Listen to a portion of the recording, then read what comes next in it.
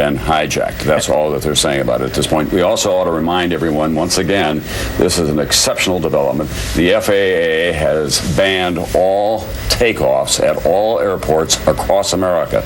This country, in terms of air travel, has been immobilized.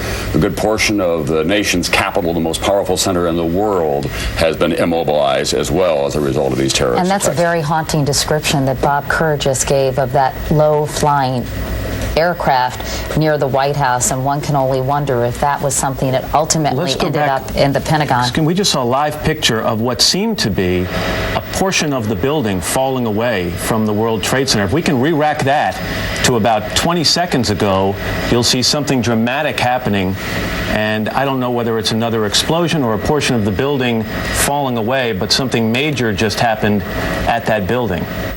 Okay. And watch what happens in the left-hand tower. I don't know if this is the correct tape. There, something there is about to happen, falling away right there.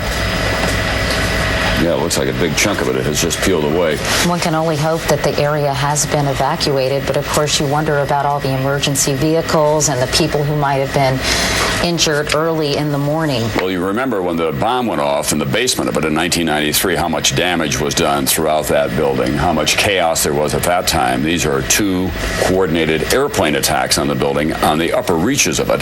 That will have an enormous structural effect. Those buildings, I think that it's fair to say, will probably have to be brought down.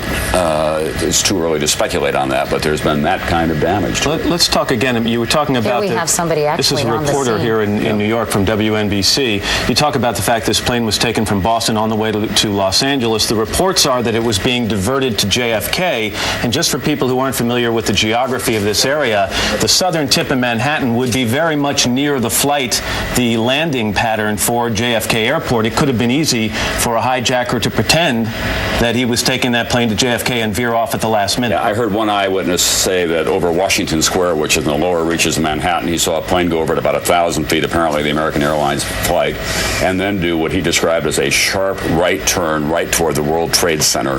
He then lost sight of it. And one eyewitness here in this AP report says he was getting off a PATH train to the World Trade Center and saw bodies falling out of the building as he approached it. Police told him to get out of the building immediately. He ran outside and watched people jump out of the first building, and then there was a second explosion.